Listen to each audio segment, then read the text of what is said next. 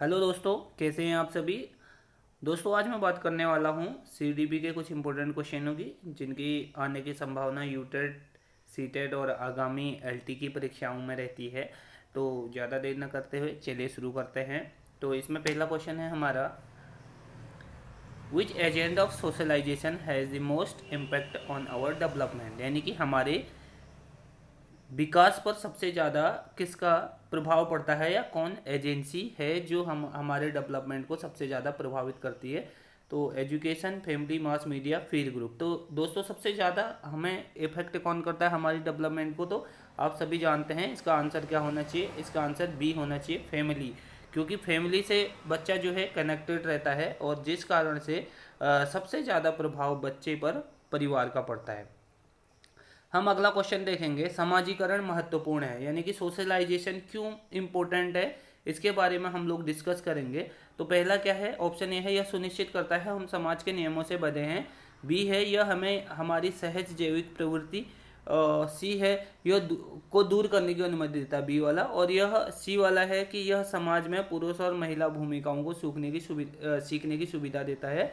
D, यह हमारी पहचान और आत्म संबंधन की आकार देता है। ठीक है, आत्म समंजन का मतलब है, यहाँ पे आप इंग्लिश में इसको देख सकते हैं, इट्स सेप, मतलब आकार दे सेप आवर आइडेंटिटी एंड सेल्फ। ठीक है, थोड़ा हिंदी में आगे पीछे हुआ है तो आप लोग एडजस्ट कर लीजिए, क्योंकि यहाँ पे इंग्लिश और हिंदी दोनों में बनाया गया हुआ है। तो आप देख सकते हैं कि सोशलाइजेशन इज सिग्निफिकेंस बिकॉज, तो इसमें ये ऑप्शन दिए हुए हैं। इसका सही आंसर है हमारा option number D, it's shape our identity and self, यानी कि हमें क्या करता है, हमारी आइडेंटिटी को और हमें एक सेप प्रदान करता है या एक आकार प्रदान करता है। अब नेक्स्ट क्वेश्चन है हमारा, what are some of the home influences that contribute to sex difference in ability.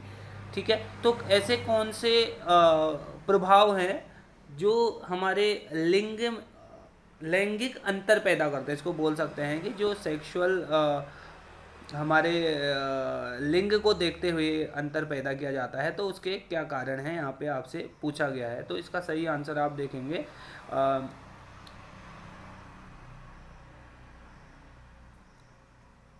Question number third का आंसर सही है, सी वाला। आप देख सकते हैं, चूंकि ये हिंदी में आगे पीछे हो रखा है तो आप लोग इसमें ऑप्शन नंबर सी दे सकते हैं। दी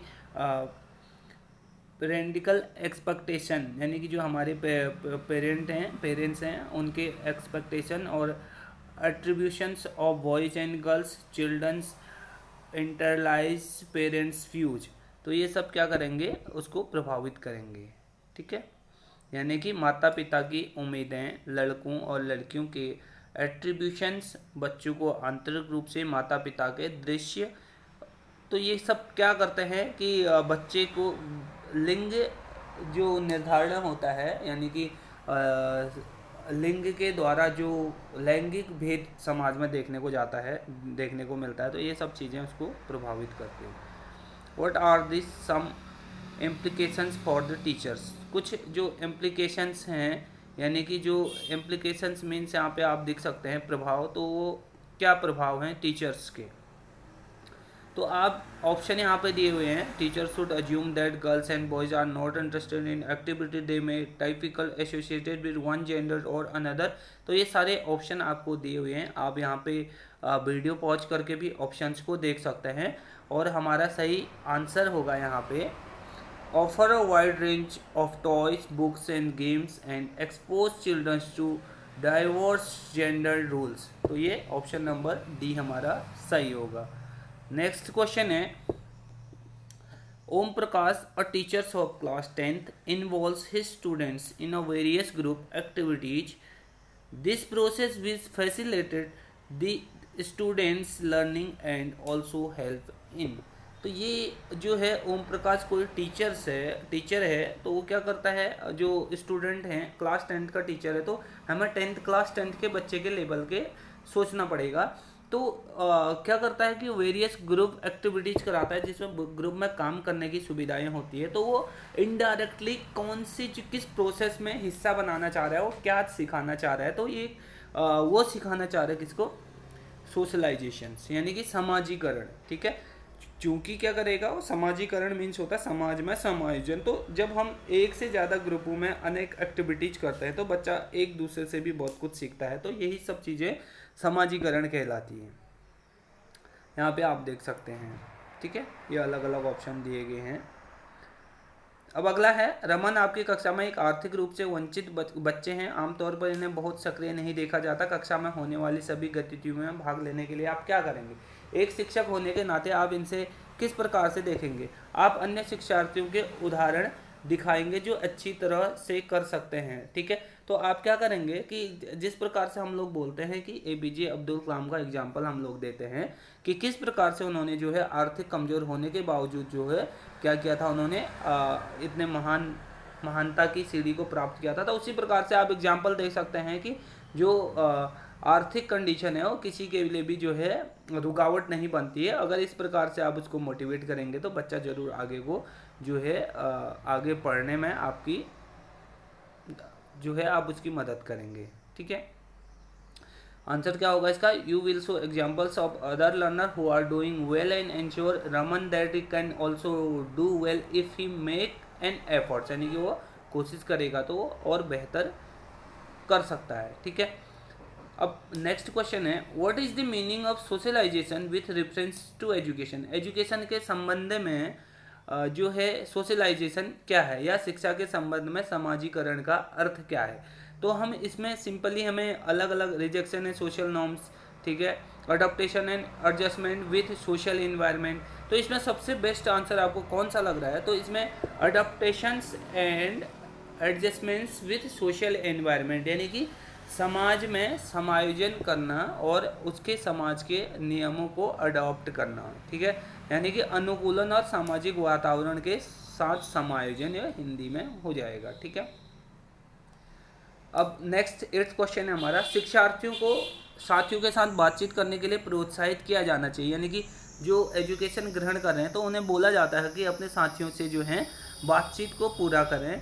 ऐसा क्यों बोला जाता है? या बातचीत करें, सहयोग एक दूसरे से बनाए रखें, तो ऐसा क्यों बोला जाता है? और learners should be encourage to interact with peers so that, यानी कि जो उनका पीयर ग्रुप है तो उसको इंटरेक्ट करने के लिए क्यों बोला जाता है? तो इसका सही आंसर क्या होगा? यहाँ पे ऑप्शन दिए, पाठ्यक्रम जल्दी पूरा हो सके, शिक्षक कक्षा को नियंत्रित कर सकता है, शिक्षार्थियों को सहकारी शिक्षण और सामाजिक कौशल प्राप्त करें, और शिक्षार्थियों को एक दूसरे को जानना चाहिए, ठीक है। तो आपका सही आंसर कौन सा होना चाहिए?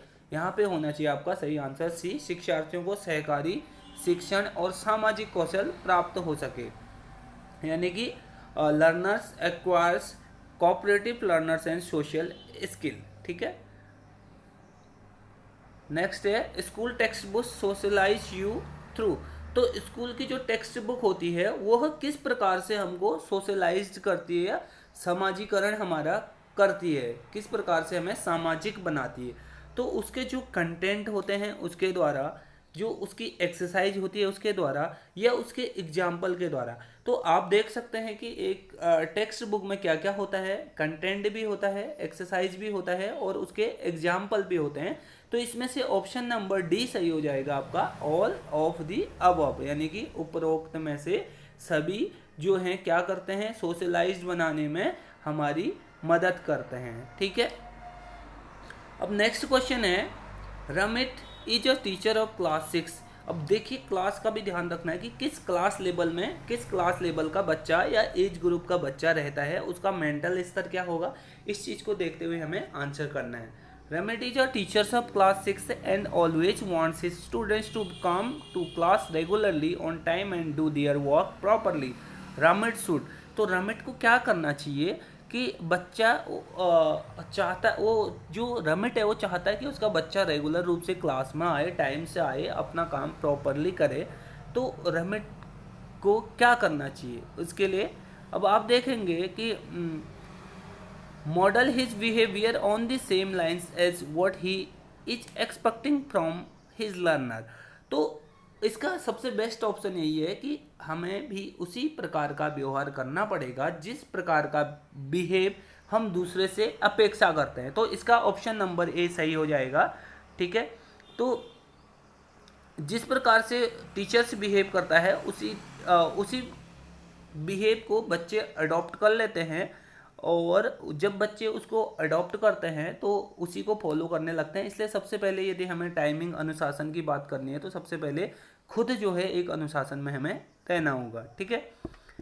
अब नेक्स्ट 11th क्वेश्चन है हमारा, निम्नलिखित बयानों में से कौन सा सच है? अन्य जानवरों के विपरीत मानव शिशु एक संस्कृति के साथ पैदा होते हैं। बिल्कुल सही बात है कि कौन कौन सा है, तो अन्य जानवरों के विपरीत बोल रहा है, लेकिन अन्य जानवरों के विपरीत मतलब अन्य जानवरों के को न मिलाते हुए इसमें, ठीक है। मानव शिशु ने एक संस्कृति को जानने के लिए तैयार दुनिया में आते हैं, लेकिन एक साथ पैदा नहीं होते। तो सबसे इसमें एकदम सही, समाजीकरण के लिए समाजीकरण एक शब्द है, ठीक है। तो ये सब अलग अलग स्टेटमेंट है। Which of the following statement is true बोल रहा है? Unlike other animals human infects are born with a culture. Human infects come into the world ready to learn a culture but are not born with one. Socialization is another word for the acculturations. और last में D है क्या? B and सी। तो इसका option number B सही है। Option number B क्या है इसका?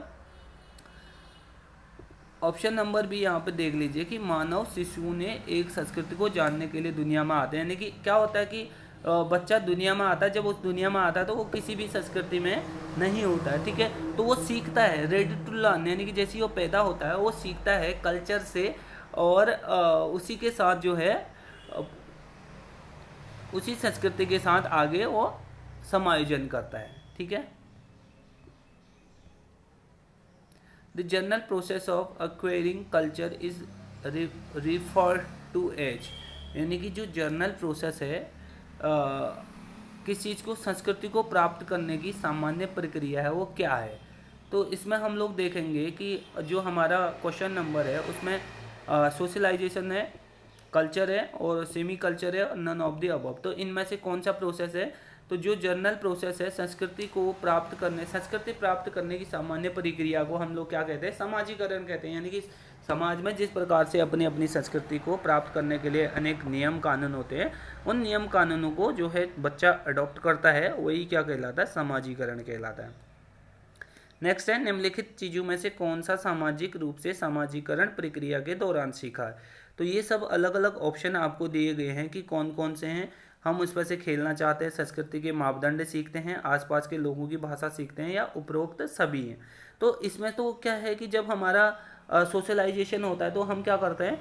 सभी चीज़ें इसमें से सीखते हैं। तो ऑप्शन नंबर डी उपरोक्त सभी हो जाएगा। यानी कि आप देख सकते हैं which of the following things is normally learn during the socialisation process.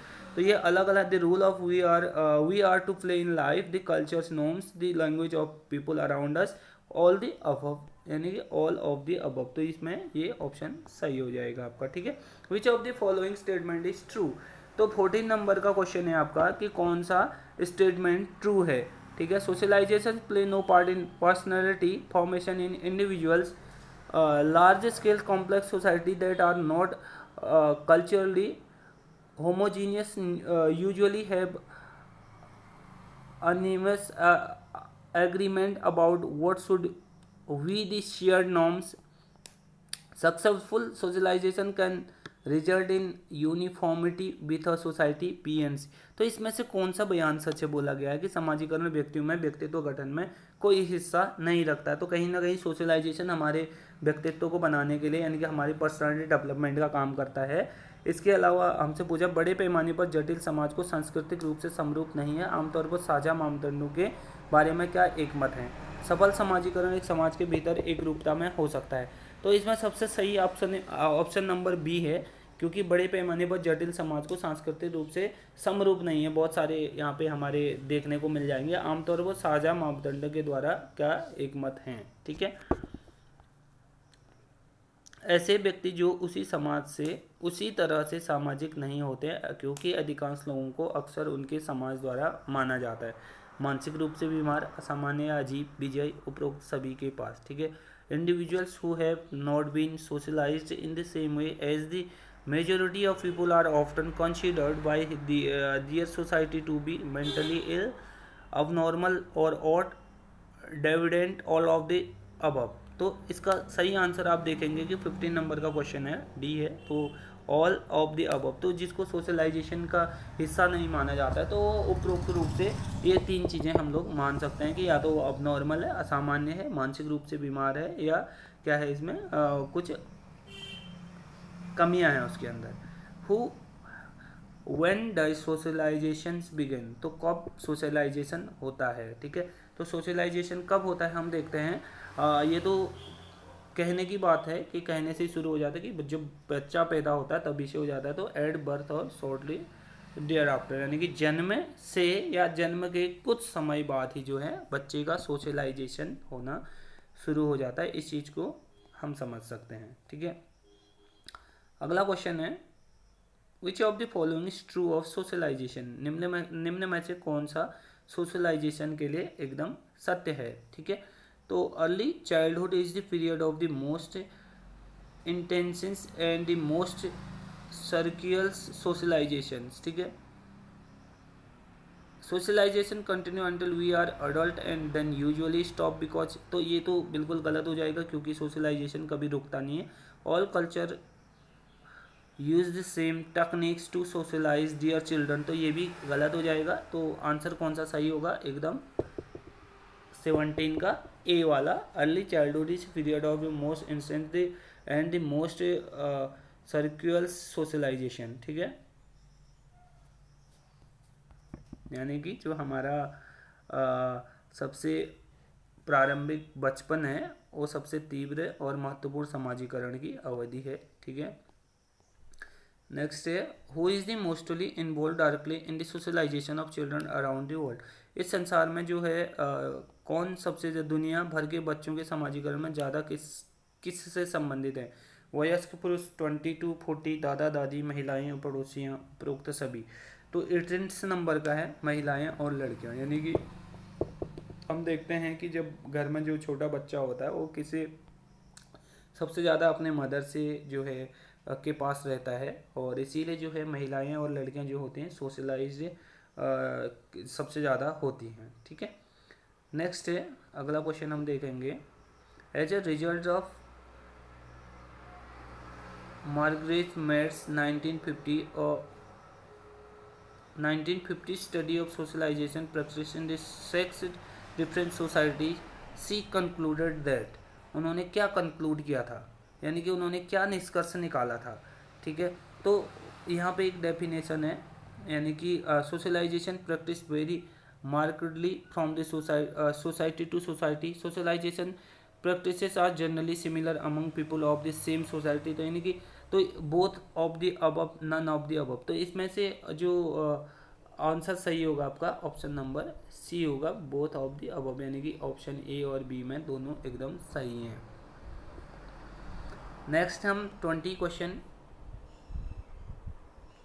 The repetitive practice of basic skill by an individual is an example of which kind of education method, यानी कि जो है एक व्यक्ति द्वारा बुनियादी कौशल का दोहरा अभ्यास एक किस्म का उदाहरण है, तो किस प्रकार के एजुकेशन का उदाहरण है। तो यहाँ पे formal, informal, technical, none of the above, तो ये फॉर्मल एजुकेशन का जो है एग्जाम्पल या फॉर्मल जो मेथड होती है उसका उदाहरण आ जाएगा, यानी कि अनौपचारिक, ठीक है।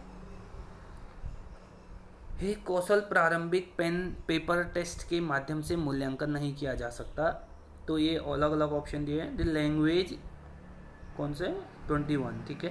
The language skills that can not be assess through our traditional pen paper test, तो एक ट्रेडिशनल पेन पेपर के द्वारा इसको नहीं किया जा सकता है, तो किसको, लिसनिंग एंड स्पीकिंग, ठीक है, लिसनिंग और स्पीकिंग कौशल को नहीं विकसित किया जा सकता है। अगला है pre reading task are meant for, यानी कि जो प्री रीडिंग टास्क होते हैं वो किस चीज़ के लिए होते हैं, उनका मतलब क्या है। तो evaluating the reading skill of the learners, giving the meaning of difficult word or phrases, introducing the main ideas and motives the learners, explaining the grammatical items use in the reading text, यानी कि जब भी हम क्या करते हैं कि pre teaching करते हैं, यानी कि पहले टीचिंग की व्यवस्था करते हैं, तो सबसे पहले हमारे दिमाग में क्या होता है, इंट्रोडक्टिंग द मेन आइडियाज, यानी कि किसी भी चैप्टर का मेन आइडिया क्या है और जो बच्चा है उसको किस प्रकार से हम उस चैप्टर को पढ़ने के लिए मोटिवेट करें, तो ऑप्शन नंबर सी सही हो जाएगा। ठीक है, यहाँ पे आप देख सकते हैं कि हिंदी में आया हुआ। अगला, जब कोई शिक्षक अपने छात्रों को एक समूह चर्चा के बाद एक पत्र लिखने के लिए कहता है तो वह एक भाषा शिक्षण एकीकरण की अलग भाषा को प्रारंभिक विधि छात्रों को कंफ्यूजन के लिए, तो ये अलग अलग हैं। When a teacher ask her student to write a letter after having a group discussion सीज, तो वो क्या करना चाह रहा है जब वो करता है कि टीचर क्या बोलता है कि लेटर लिखने के लिए कहता है, letter after having a group, उसके बाद ग्रुप डिस्कशन के लिए कहता है, तो वो क्या कर रहा है, इंटीग्रेशन डिफरेंट लैंग्वेज, तो अलग अलग लैंग्वेज को इंटीग्रेट कर रहा है, यानी कि बहुत सारी लैंग्वेज को एक साथ मिला रहा है, यानी कि बहुत सारी लैंग्वेज की एजुकेशन वो क्या कर रहा है, एक साथ देने की कोशिश कर रहा है, इंटीग्रेशन डिफरेंट लैंग्वेज। ठीक है, speaking skill can be best develop by enabling the learners to, तो कैसे हम बेहतर तरीके से स्पीकिंग स्किल को डेवलप कर सकते हैं। ठीक है, तो हम ऐसे कर सकते हैं कि communicate in real life situation, तो हम कम्युनिकेट करें, हम बातचीत करें, वार्तालाप करें, यानी कि एक दूसरे से हम कम्युनिकेट करेंगे रियल लाइफ में, रियल सिचुएशन में, तो हमारी जो स्पीकिंग स्किल है वो बेहतर होगी। चाहे हम हिंदी की बात करें, इंग्लिश की बात करें, संस्कृत की बात करें या किसी भी लैंग्वेज की बात करें, तो हमें क्या करना पड़ेगा, उसको अपने जो रियल लाइफ की सिचुएशन है उसमें हमने क्या करना पड़ेगा, सम्मिलित करना पड़ेगा। ठीक है, नेक्स्ट,